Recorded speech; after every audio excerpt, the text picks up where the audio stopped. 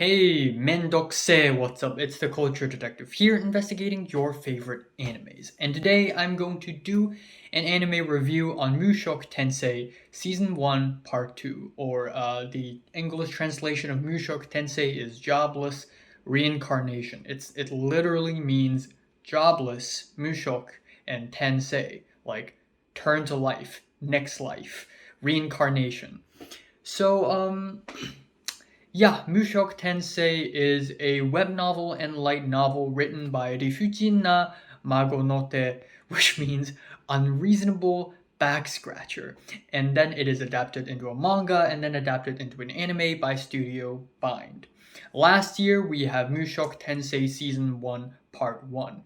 And even though at that point last year I hadn't watched that many isekai animes, but according to a lot of anime fans, this is a really refreshing new anime because it isn't just an isekai anime. Oh, by the way, if you're not a frequent anime watcher, isekai means being transported to another world, reincarnated into another world, a fantasy world usually. Usually it's a copy of Lord of the Rings with elves, witches, demons, wands, magic, you name it. And that's usually isekai. And sure, Mushoku Tensei has those things too.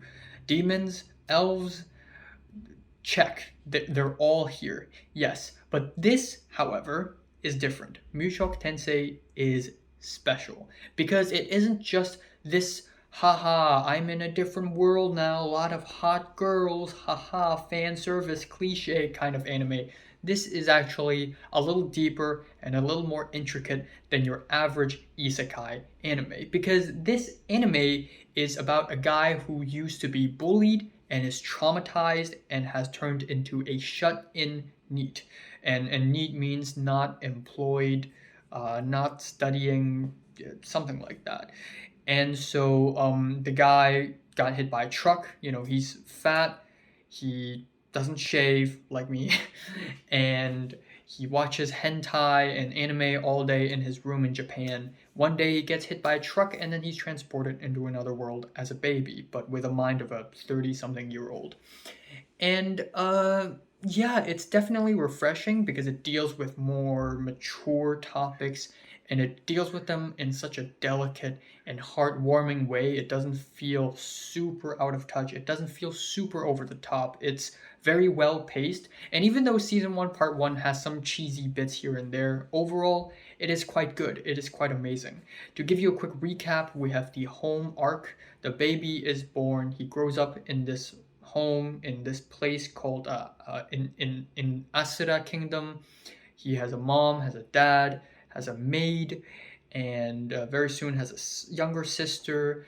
And his dad had an affair with the maid, but it's actually the maid's fault because the maid seduced him, and then had another half sister. And then there's Roxy, his teacher, who taught him magic, and then he met a friend called Sylphie.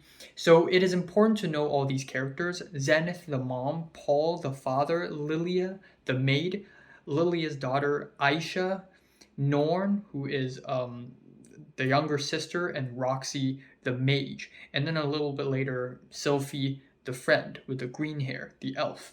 And then the second arc is the Eris arc, where he is sent off to the capital of Asura Kingdom to help tutor his cousin first removed, Eris.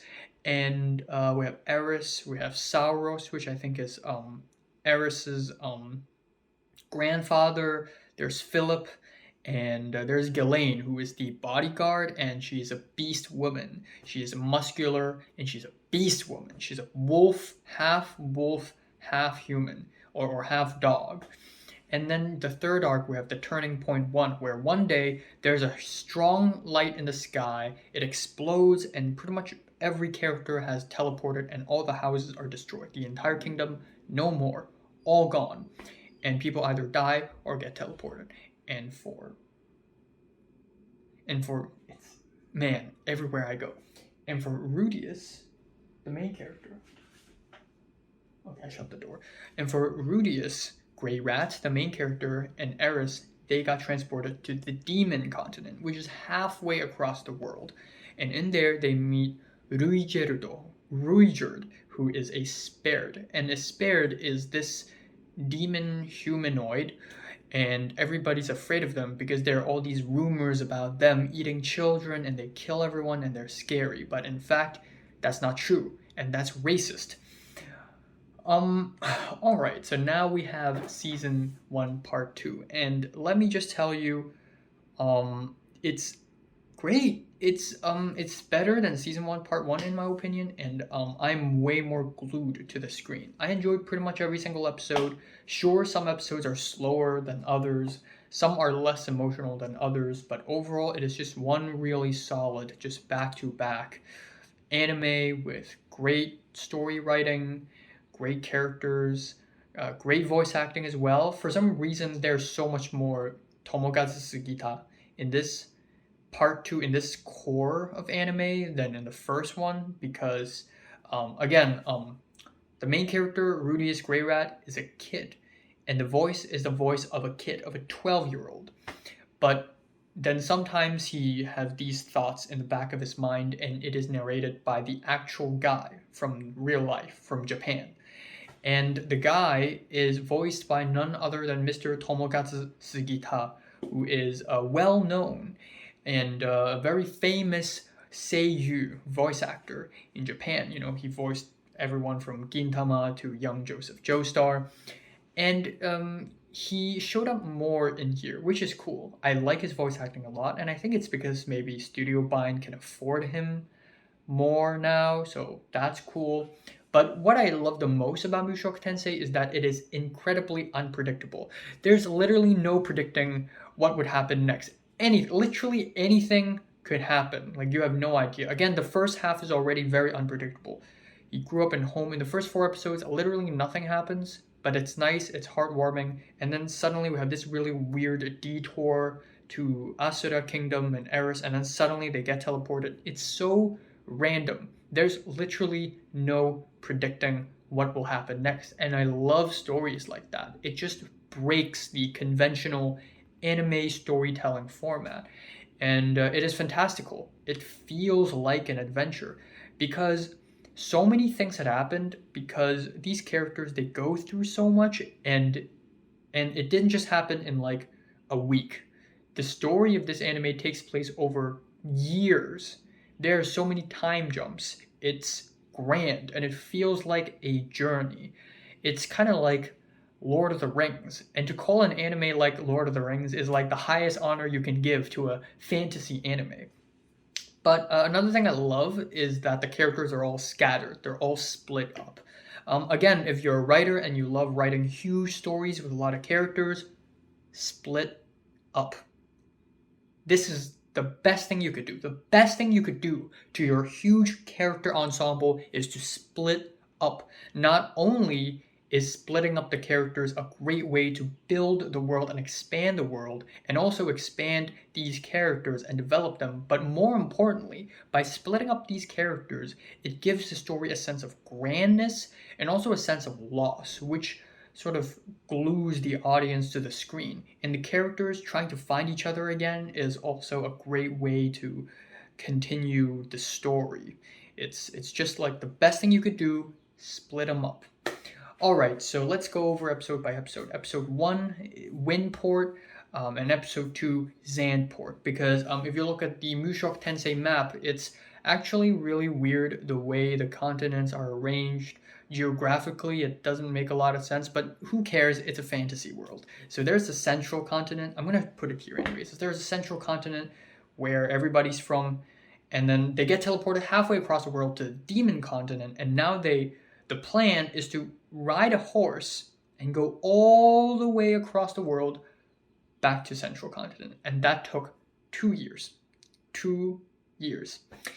But in the first part, they're between the demon continent and the Millis continent, and there's a Windport, which is the port of the demon continent, and it's nice. It's kind of like Middle Eastern, and it's heartwarming, it's easygoing, and nothing all that bad. Episode 2 is also kind of a nice, sort of peaceful, easygoing episode. They cross the sea from Windport to Zandport at Millis Continent. There's some smuggling action going on. There's some mission going on where they have to free some beast children in a dungeon, which leads to episodes 3 and 4, where they enter beast territory, Adolia village.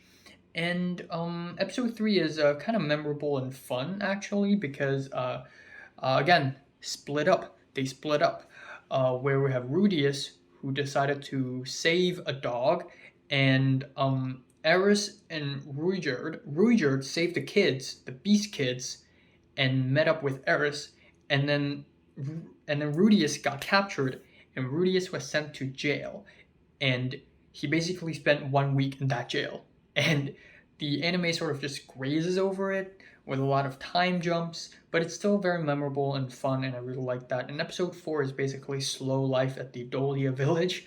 It's so brutally honest. The episode title is so brutally honest. Nobody's gonna love an episode that's called Slow Life. That is terrible episode title. Like it should be like something else. Just not Slow Life. Just don't do that. But it's not a bad episode. It's not boring. It's fine.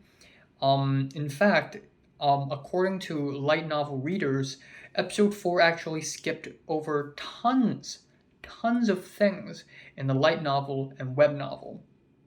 And yeah, I went to Reddit and I read all these details. Like, the characters actually spent 3 months after 1 week in prison, 3 more months in Dolia village, where they released Rudius from prison and buried the hatchet with the beast people, and Rudius was like, we're actually the good guys, we're actually here to help you, and they're like, okay, I'll let you stay here for 3 months.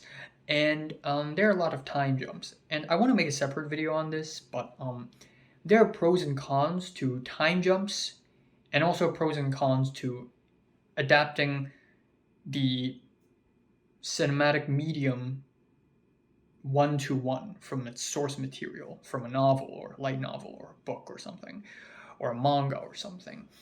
And yeah, if it's 1-to-1, you really get the sense of how long time is and how much time has passed, and you also get to sort of dive into details, intricate details of every single character and every single event. But with time jumps, you also get the sense of, oh my god, time is moving so fast, people are growing up, it's insane, and I wonder what happens next.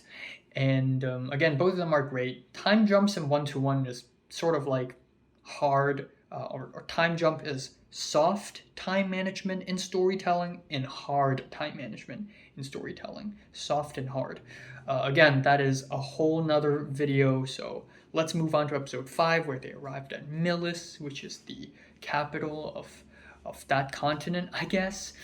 And then we have episode 6 and 7, which is one tear-jerking family reunion after the next back-to-back. And I almost cried in both of these episodes. They're just really freaking good. In fact, episode 6 might be my favorite episode of the anime so far. I'm not going to spoil too much, but there's a bit of a reunion going on, and it's not a fun and happy reunion. It's rough, it's gritty, it's sad, it's a miserable reunion, and it's so unpredictable, it's so random, and I love the randomness of the story because it reminds me a lot of life. Life is very random as well. Real life. And this randomness of this anime makes it feel very real and grounded. But again, episode 7, we have Roxy reuniting with her family. I also really like that by teleporting these characters and by sending Rudius, Eris, and Ruijerd all the way across the world, we basically have a great excuse to just look at the whole world in one arc. Just one arc, the whole world, and that's it. Of course, minus a couple other continents. But because of this, we really get to see Roxy's family earlier in Core 1, and then Ghislaine's family in Core 2, and then more connections. Like, it's actually kind of a small world. Like, we just keep running into a family to another family. This is related to this person is related to that. This is somehow related, that is somehow related. Kind of like Game of Thrones, where it's just one super complicated spider web of character relationships, and it's just really freaking cool. But yeah, episodes 8 to 9 take place at Shirone Kingdom after they had crossed the sea from the Milis continent to the central continent. And it's weird because at first I heard like Chinese music, like Chinese inspired um, percussion and instruments, and I thought, ooh, it's a Chinese inspired city. And then I hear elephants, and then people dress up like early 1900s Chinese, but also at the same time traditional Sikh Indian costumes. Like it's weird, and then like we have these terrace fields, which is sort of like Vietnamese, and so at first I'm like, okay, it's Vietnamese, but then there are elephants, so could it be like Thai? Could it be like Indian? And then certain buildings look kinda like Nepalese and Tibetan, and then the main castle looks kind of Persian for some reason. So it's like every single Asian possible, like Asian culture possible, just mashed into one, and it's just kind of weird. And the character names in that kingdom is European, like York and Pax, which is really weird. And people like the royals there have bowl cuts. So yeah, definitely weird, but still, these two episodes are really fun. So throughout the series, Rudius actually have these visions where he wakes up on a cloud and he meets the man god, the Shitokami, who sort of like teases him like hey, this is gonna happen in the future. So remember when this happens, do that. You know, sort of like Minority Report. And that kind of foreshadows these two episodes, and I really like that. And the last three episodes, holy shit. Holy shit. Episode 10 is Turning Point 2, where, yeah, Turning Point 2. Sheesh, what's gonna happen? So they left Shirone Kingdom and set free a couple of characters. And then we have Turning Point 2, where they enter this dragon god territory. Because in this world, there are 7 great gods, and they're all like just ultimate big bosses, but they're not villains. There are no villains in the story actually, which is really cool. I think, I don't know, but they're like 7 great gods, kind of like the 7 witches in ReZero, to be honest, because they're not like, they don't hold the story, they don't make up the story, but they're just there, hanging there. But anyways, there's a dragon god, and it just came out of nowhere. It came out of nowhere, and there's this near death experience, this encounter with the dragon god. And again, there's no build up towards it. Usually, if there's an episode where something insane happens, near death experience, it would be great if there's a huge, long build up. But no build up, just happened out of nowhere. And the animation is great. I would prefer it if there's more build up, but because there's no build up, I also appreciate the randomness. And also, it's not that much of a turning point because after this incident, it's almost as if nothing had happened. Nothing's changed all that much. But one thing I love about this episode is Tsuda Kenjiro. I didn't even need to look it up. The moment I hear his voice, I'm like, oh my god, it's Tsuda Kenjiro. Damn.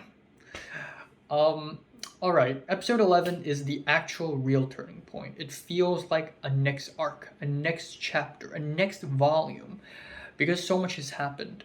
The trio, Eris, Rudius, and Ruijerd, has finally reached homeland, Fitoa and Asura Kingdom. And they depart, they split up, and there's one particular scene in the middle of this episode which is kinda, a lot of people are gonna talk about it, and it's really well animated and really well edited, and really mature, very cinematic scene. But it's also probably the most uncomfortable scene in the whole episode for me because I'm literally watching kids doing it. They're kids. Why? Why? But the scene isn't animated and edited in a way it's like ooh sexy. It's like it just it's just so mature and so cinematic for some reason. It's why? But it's not bad.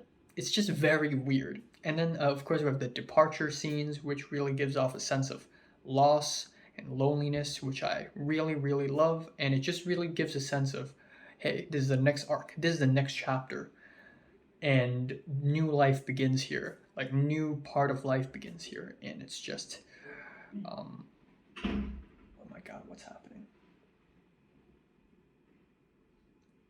Okay. Episode 12 is the sense of loss and loneliness. I really love season finales where the last episode is just gloomy and doomy and slow. That's just awesome. Like, leave the climax at the second to last episode, no pun intended. And leave the sorrowful, slow, gloomy part at the very end and sort of lead into the next season. That's usually how it goes nowadays, and I really like that. Yeah, episode 12, we have some very serious flashbacks to Rudius's very traumatic past, being bullied, depressed, shut in, and ultimately this episode gives him the motivation to stand up and go outside and see the world despite having pain and losing things, losing people, but you still got to stand up and go outside, man, because that is life. You got to go out, man. You got to touch some grass. And it's so powerful and it's so beautiful. And again, this episode sort of shows a little bit of Eris POV, and some people are like, ooh, I wish it shows a little more of Eris POV. But you know what? In my opinion, I wish it doesn't show Eris POV at all. Because by completely focusing on Rudius on this episode, it makes him so much more lonely. It's like we don't even know where anyone else is. But still, a bit of Eris POV is cool. And Ghislaine, she's in this episode. Minor spoiler alert. But yeah, it's just very unpredictable, and the way it leads off to the next season. There's a mosquito here. It's quite amazing. So yeah, overall, Mushoku Tensei Core 2 is great. I mean, sure, there are some moments here and there that I'm not too fond of, like the haha sex ecchi scene, which is comic relief, and a show like this does need comic relief, I know, but it can be a little too much sometimes. The demon girl in the beginning of the episode that showed up on Windport, kind of random. But then again, I don't hate it because I know she's probably going to be of some use a little bit later in the story. The man god, kind of, whimsical and funny, and it's a little cheesy. And the anime adaptation sometimes just grazes over and skips some important details in the light novel. But then I also really love that this anime is way darker and way more serious than your average isekai anime.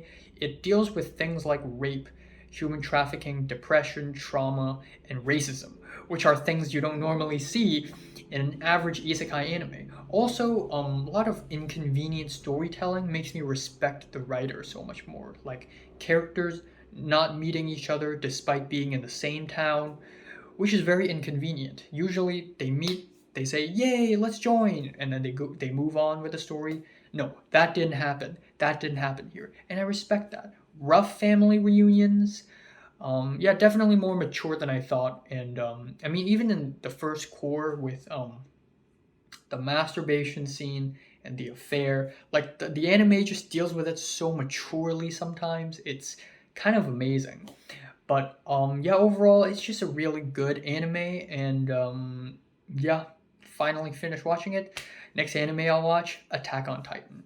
But for now, my favorite episode here is episode 6, the family reunion episode, or episode 11, the one after Turning Point 2. Turning Point 2 is great as well. And my least favorite is probably Slow Life at the Dovia Village, even though I like it. I'm giving Mushoku Tensei Season 1 Part 2 a strong, strong, strong 8 out of 10. So, have you watched Mushoku Tensei? From 1 to 10, how much you rate it? Like it, and subscribe if you want more. Thanks for watching.